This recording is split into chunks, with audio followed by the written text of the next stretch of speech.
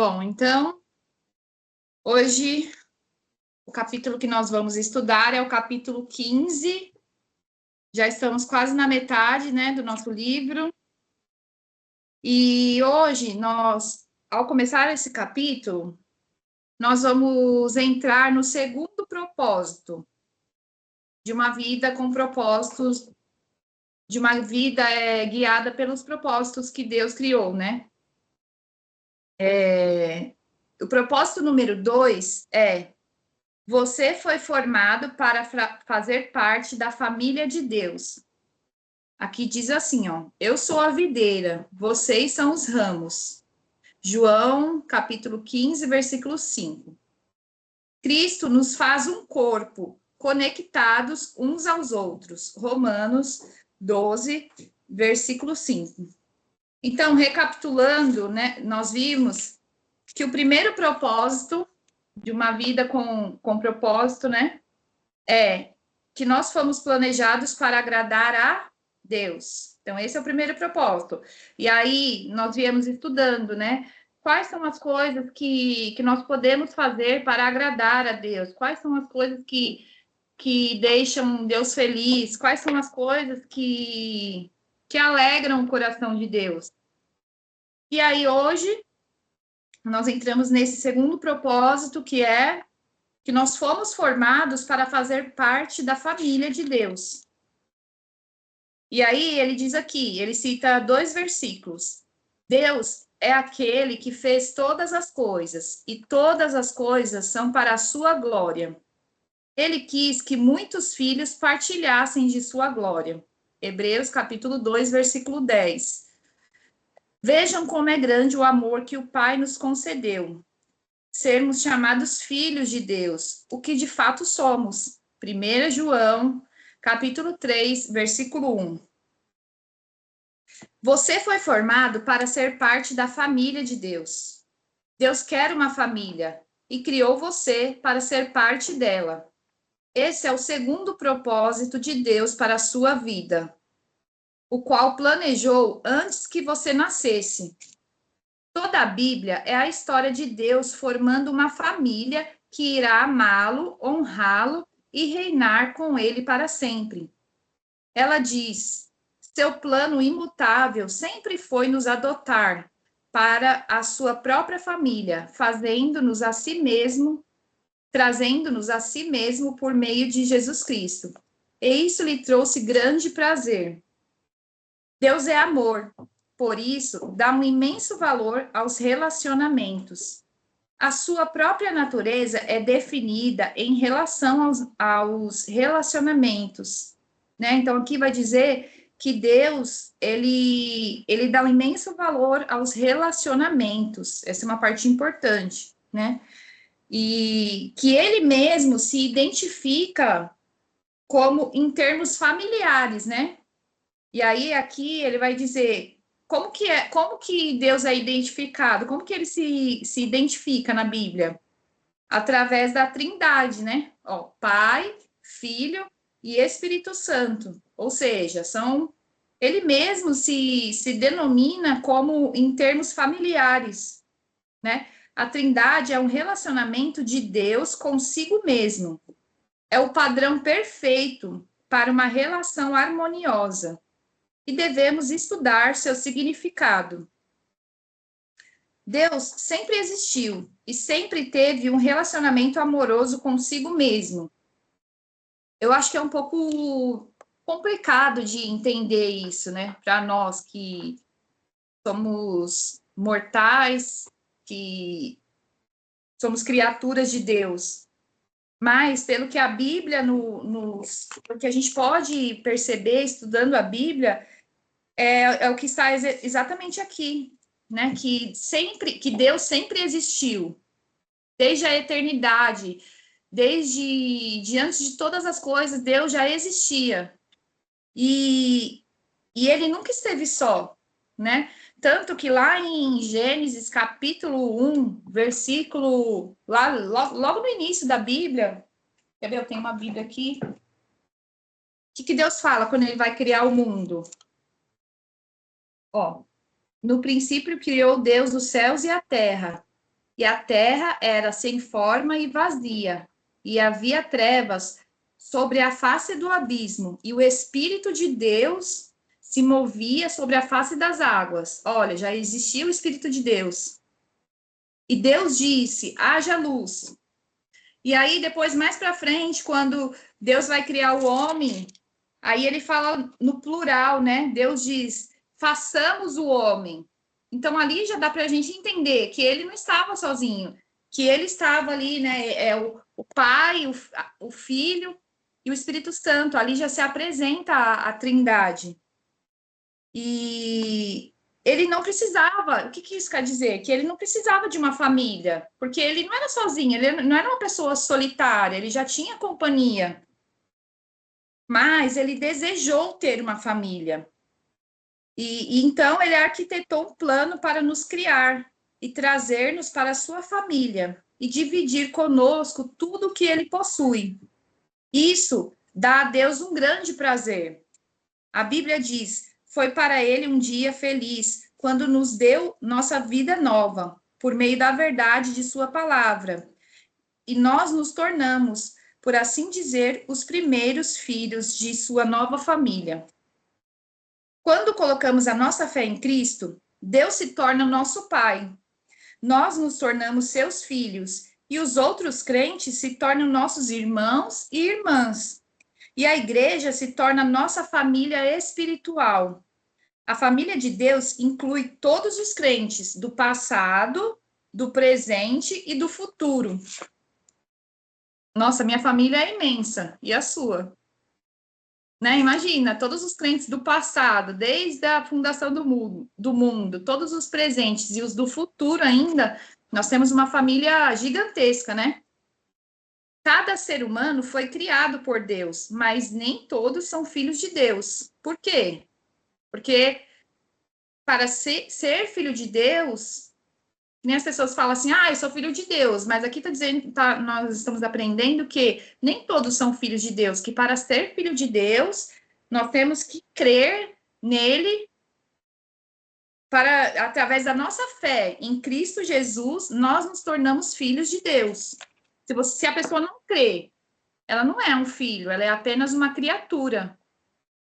Então, depende de cada um se tornar filho, né? Deus está aberto, ele chama a todos, ele dá o convite a todos, mas aí cada um compete a cada um aceitar ou não. A única forma de entrar na família de Deus é nascendo novamente dentro dela. Você se torna parte da família humana no seu nascimento, né? Como que eu comecei a fazer parte da minha família humana? A partir do meu nascimento, né? Eu venho uma mãe, um pai, tios, primos, avô, avó. E para se tornar membro da família de Deus, como que faz isso? Pelo segundo nascimento. E como que é isso? Aí a gente vai aprender aqui. Deus nos deu o privilégio de nascermos de novo, de modo que agora somos membros da família do próprio Deus. O convite para sermos parte da família de Deus é universal, né? Ou seja, para todo mundo, para todas as pessoas. Mas há uma condição: a fé em Jesus. A Bíblia diz: todos vocês são filhos de Deus mediante a fé em Cristo Jesus. Sua família espiritual é ainda mais importante que a sua família física. Como assim? Como assim é mais importante? Por quê? Porque ela vai durar para sempre, né? As nossas famílias da Terra são dádivas de Deus, são maravilhosas dádivas de Deus, mas elas são temporárias e frágeis. Frequentemente são rompidas pelo divórcio, né? Às vezes eu tenho um marido, amanhã já pode ser ex-marido, não pode, né? Então, assim, as famílias podem se romper, infelizmente, né? Através da distância, através da velhice e, inevitavelmente, através da morte. No entanto, a nossa família espiritual, o nosso relacionamento com outros crentes, irá continuar pela eternidade afora. É uma união muito mais forte, um laço mais permanente do que o parentesco de sangue. Sempre que Paulo parava para pensar no propósito eterno de Deus para todos nós, ele rompia em louvores.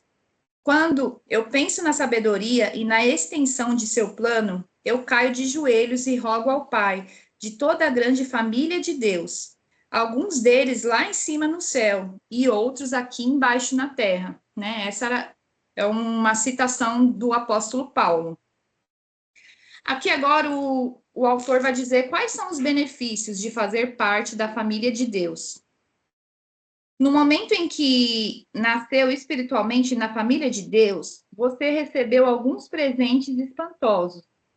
O nome da família, a aparência da família, os privilégios da família, o acesso à intimidade da família e a herança da família.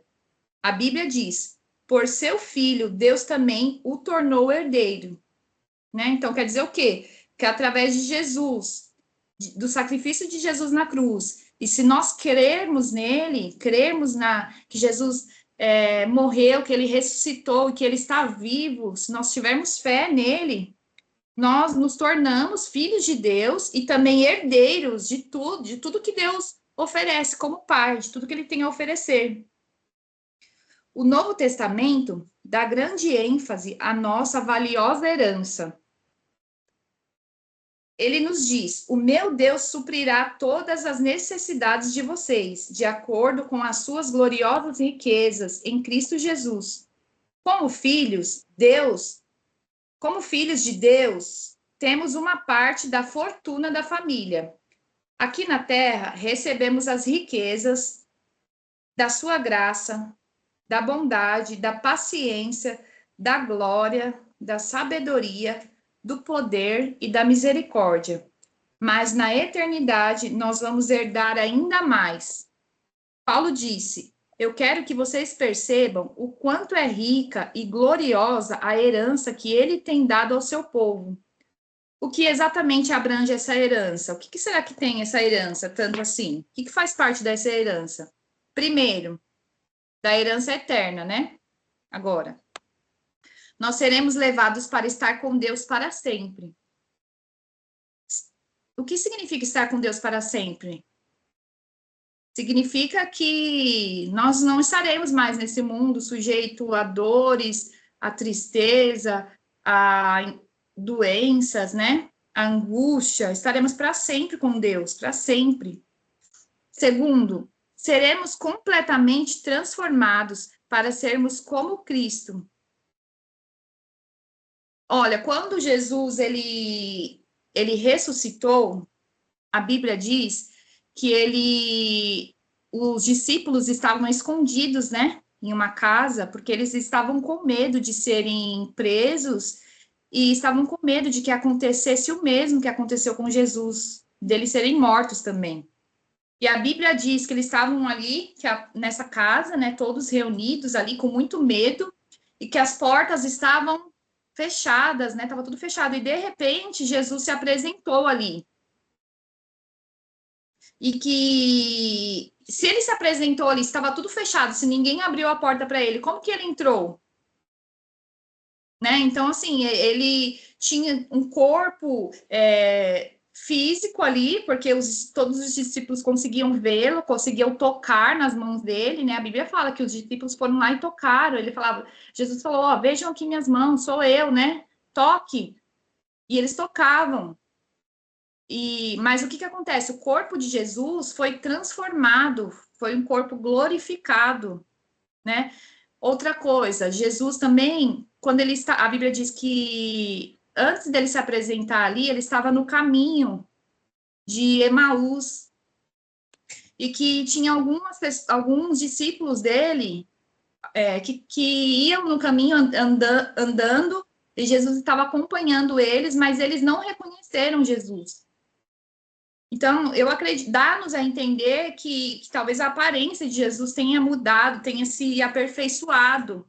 E é isso que vai acontecer com a gente, né? A Bíblia diz que o nosso corpo, esse corpo mortal aqui, quando nós estivermos com Deus, que ele vai ser transformado, né? Que ele vai ser glorificado, que o nosso corpo vai ser como o corpo de Cristo. Não um corpo assim que envelhece, que vai enchendo de rugas, né? Que vai perdendo sua formosura, não, mas nós seremos um corpo perfeito, um corpo transformado. Então, é isso que fala aqui, né? Essa é a segunda herança. A terceira, seremos livres de toda dor, de todo sofrimento e da morte. O quarto, seremos recompensados e reassumiremos posições de trabalho. Quinto, seremos levados para participar da glória de Cristo. Que herança! Você, ou seja, nós somos mais ricas do que nós pensamos, né? Nós nem fazemos ideia do que Deus tem preparado para nós na eternidade, né? A Bíblia diz que o olho, nenhum olho viu, nenhum ouvido ouviu, e nunca chegou no coração humano o que Deus tem preparado para nós.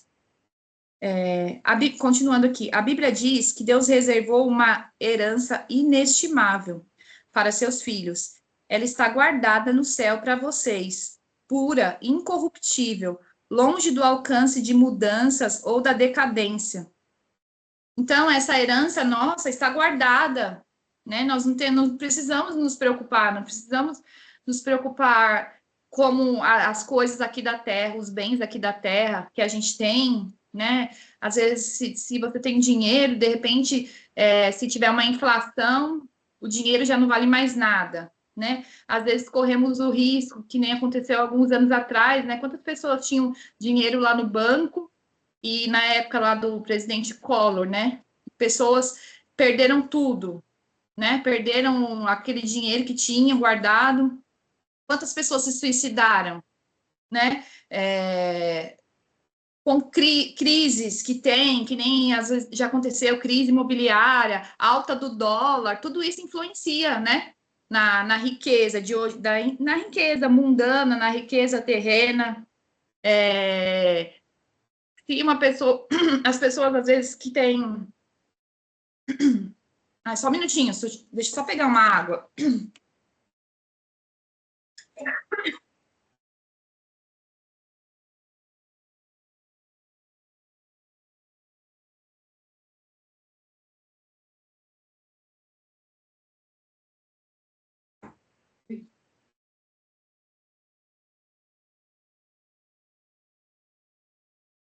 O desejo das pessoas hoje em dia é o quê? Serem ricas, né? Acumularem riquezas. Mas quantas pessoas, às vezes, que se tornam ricas, muito ricas, e perdem a sua tranquilidade? Por quê? Porque ficam preocupadas de serem sequestradas, de serem roubadas, né? Então, isso, a riqueza eterna, nós não precisamos nos preocupar com nada disso, né? Isso significa que a sua herança eterna é inestimável, é pura, é perpétua e protegida. Ninguém pode tirar de você. Ela não pode ser destruída pela guerra, por uma economia deficiente, por um desastre natural. É por essa herança eterna e não pela aposentadoria que você deveria estar ansioso e se esforçando. Paulo diz: tudo que fizerem, façam de todo o coração, como para o Senhor, e não para os homens, sabendo que receberão do Senhor a recompensa da herança. Aposentar-se é uma meta tacanha, né? Que quer dizer uma meta pequena, uma meta pobre. Você deveria estar vivendo à luz da eternidade.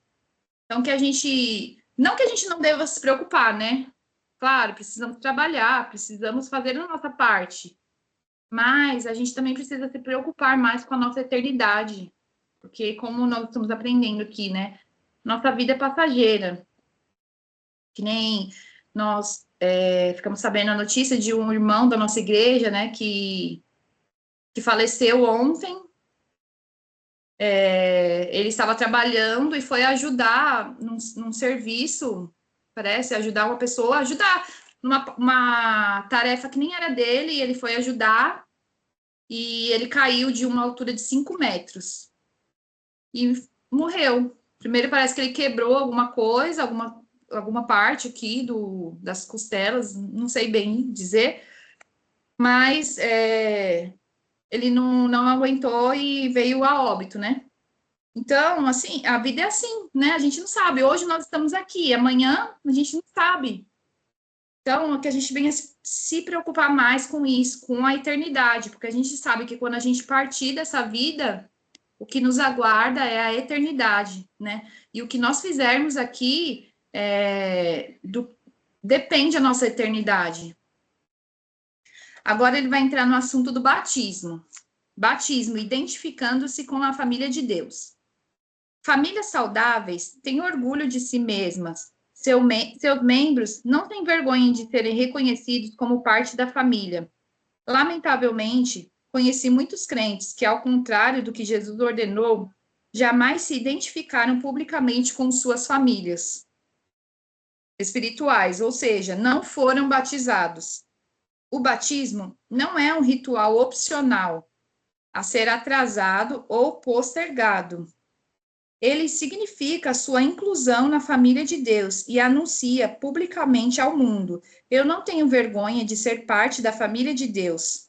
Você já foi batizado? Jesus ordenou que esse belo ato fosse realizado por toda a sua família. Ele nos disse: portanto, vão e façam discípulos de todas as nações, batizando-os em nome do Pai, do Filho e do Espírito Santo. Então, o que está dizendo aqui? Que o batismo, ele não é uma coisa opcional, que a gente pensa assim, ai, não sei se eu me batizo, se eu não me batizo, acho que eu vou esperar mais um pouco, né? Porque se a pessoa já aceitou a Jesus, se a pessoa tem fé, crê em Deus, tem fé que Jesus é o Filho de Deus, que ele morreu, que ele ressuscitou, ele precisa ser batizado, porque isso é um símbolo de que você agora faz parte da família de Deus. É como se você estivesse afirmando um compromisso. Entendeu? É como. Aí ele vai dar o exemplo aqui na frente. Ó, durante anos, eu quis entender por que a grande comissão de Jesus deu ao batismo a mesma importância das grandes missões de evangelismo e edificação. Por que o batismo é tão importante? Então eu percebi que é por simbolizar o segundo propósito de Deus para a nossa vida, a participação na família eterna de Deus. Qual que é o segundo propósito que nós aprendemos hoje? Você foi formado para fazer parte da família de Deus. Então, o batismo, ele simboliza esse segundo propósito, ou seja, simboliza a nossa participação na família de Deus, na família eterna de Deus. O batismo, ele é carregado de significados. Ele declara a sua fé, né? Porque se você quer se batizar, significa o quê? Que você crê, que você tem fé no batismo, que você tem fé em Deus. É como se você tivesse assinando ali, né? Chancelando a fé que você tem. Também ele comunica a morte e a ressurreição de Cristo, porque é um símbolo, né? O batismo simboliza o quê? Quando a pessoa desce as águas, significa que ela está morrendo para aquela velha vida, e quando ela sai das águas, significa o quê? Que ela está nascendo de novo, que o passado já ficou para trás, que ali, a partir de agora, é uma nova vida, uma nova aliança. Então, significa também a morte e ressurreição de Cristo. Simboliza a morte para a antiga vida e anuncia sua nova vida em Cristo, além de também ser uma comemoração da sua inclusão na família de Deus. O batismo é a representação física de uma verdade espiritual. Ele representa o que aconteceu no instante em que Deus o trouxe para a sua família. Alguns de nós são judeus, alguns gentios, alguns escravos e alguns são livres, mas todos fomos batizados no corpo de Cristo, por um Espírito, e todos recebemos o mesmo Espírito. O batismo não o torna um membro da família de Deus. Somente a fé em Cristo o faz. Então, ó, essa parte aqui, na hora que eu li a primeira vez, eu fiquei meio em dúvida. o batismo não o torna um membro da família de Deus. Como assim? Eu fiquei sem entender, né? Somente a fé em Cristo faz isso. O batismo demonstra que você já é parte da família de Deus. Então, o que ele está querendo dizer? Não adianta nada você se batizar, mas não crer em Deus. Quem não crê em Deus não se batiza, né? Quem não crê, por exemplo, uma pessoa que é ateu, que não acredita que existe Deus, não acredita em nada, ele vai se batizar? Não, né? Então, se você crê em Deus, você já faz parte da família de Deus. E aí o batismo é um símbolo, é para demonstrar isso. É como, aí o autor aqui dá um exemplo, é como uma aliança para o casamento. A minha aliança que eu tô sem hoje, porque tá muito calor, meu dedo incha, fica me incomodando. Mas quando um casal se casa, não usa aliança, né? Então, se eu tirar a aliança, se eu tiro minha aliança, eu deixo de ser casada? Não, eu não deixo de ser casada, mas a aliança é um símbolo. Quem me vê com a minha aliança vai saber que eu sou casada. Deu para entender? Então, a mesma coisa é o batismo, né? Quando nós nos batizamos, é como se nós estamos demonstrando que fazemos parte da família de Deus, é um símbolo. E, e aí, tanto que a Bíblia diz, né? Eu me lembrei daquele versículo que fala assim: quem crê e for batizado será salvo. Quem não crê será condenado. Então, olha só, não fala assim, ó, quem não crê e não for batizado, né? Fala assim, quem crer e for batizado. Ou seja, primeiro você precisa crer. E depois que você creu, você vai e assume esse compromisso de se batizar, né? Então, que a gente possa aprender isso. Se você ainda não foi batizado, como expressão de sua fé em Cristo, seja o mais rápido possível, como Jesus ordenou. Na nossa igreja cristã, nós não temos por costume batizar criança. Por quê? Porque o batismo, como eu até pesquisei aqui, né? O batismo é um sinal de quê? De arrependimento. Quando uma pessoa decide se batizar, é o quê? Ela está arrependida de tudo que ela fez de errado, de tudo que passou, e ela quer uma vida nova, ela quer viver uma vida nova, ela quer declarar o seu arrependimento diante de Deus. Uma criança, ela tem arrependimento? Uma criança, a gente só se arrepende de coisas erradas, né? Uma criança, ela tem arrependimento? Não. O batismo também é para purificação de pecados, né? Ele possibilita a purificação dos pecados que é necessária para voltar à presença de Deus. Uma criança tem pecado? Não, porque uma criança é inocente, é pura, inocente, né? Então, por isso que a gente não tem por costume batizar crianças. Então, se você foi batizado quando criança, esse batismo aqui que nós estamos falando, que nós estamos nos referindo, não, não é o mesmo, entende? Então, você precisa se batizar, você precisa hoje, como adulto, tendo consciência de que isso é um símbolo da sua aliança com Deus, de uma nova vida com Deus, precisa se batizar. Quem ainda não se batizou precisa assumir esse compromisso e se batizar.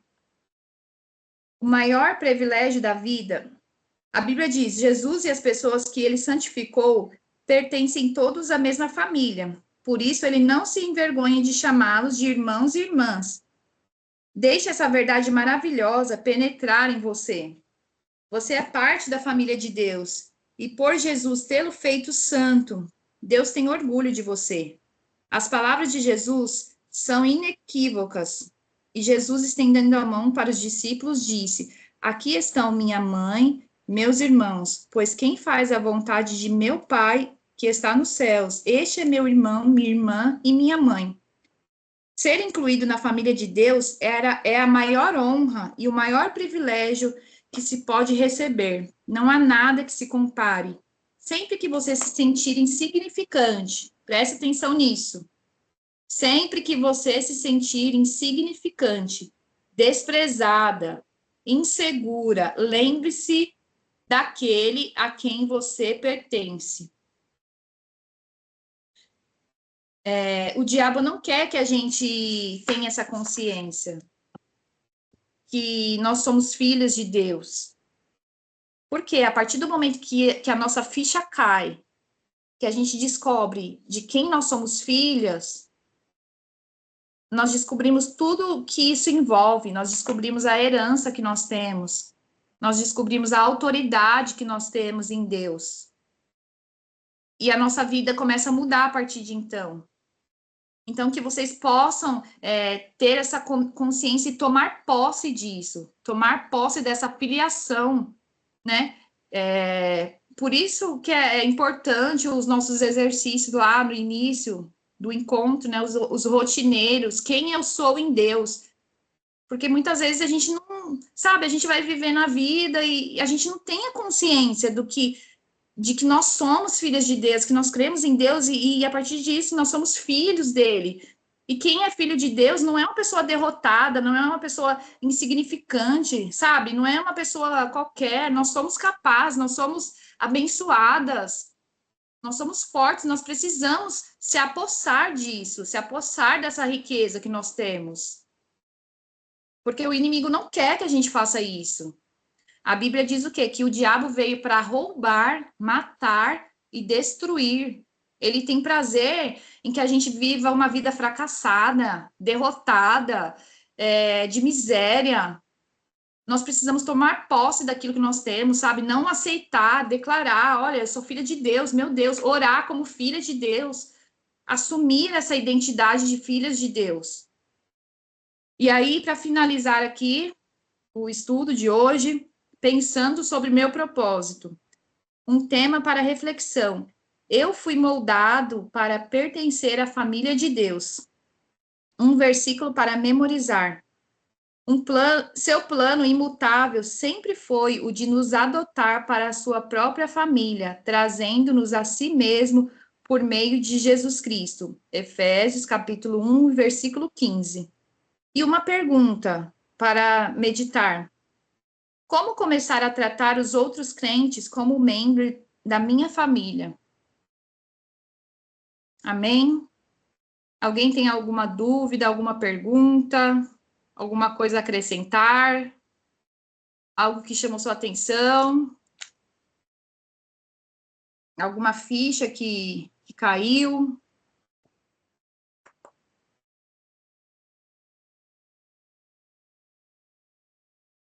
Então, Thalita, eu estava pensando aqui, o mesmo que aconteceu com o irmão da igreja, aconteceu com o meu irmão, o Carlos Augusto, lembra? Sim. Mesma coisa, né? Mas graças a Deus ele entregou a vida para Jesus e com certeza ele está nos braços do Senhor hoje, né?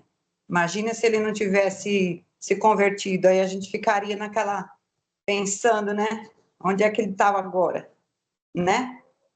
O conforto foi esse, que ele deu tempo dele se Batizou, né? arrepender, ele se arrependeu, entregou a vida para Jesus, hoje está no braço do Senhor, graças a Deus, né? Sim, Assim aconteceu com o irmão. Né? Também. É isso, né? Sim, verdade. Então, que fique essa reflexão, né, para todas nós, que a gente possa tomar posse da nossa identidade e para quem não se batizou ainda, que está em dúvida, se porventura está em dúvida, que possa tomar essa decisão, né? Tá bom? E então ficamos por aqui. Que Deus abençoe a cada uma, que Deus possa falar mais forte ao coração de vocês. E amanhã a gente se encontra aqui novamente. Espero por vocês. Não me abandonem, hein? Amanhã encerramos mais uma semana, para a glória de Deus. Se Deus nos permitir, estaremos aqui no mesmo horário e no mesmo canal. Amém. Boa noite. Abençoe. Boa noite. Amém. Boa noite. Até amanhã. Bom descanso para todos. Amém. Boa noite, bom descanso para vocês. Deus abençoe. Amém. Tchau. Boa noite a todos. Boa noite. Abençoe a todos. Amém. Amém.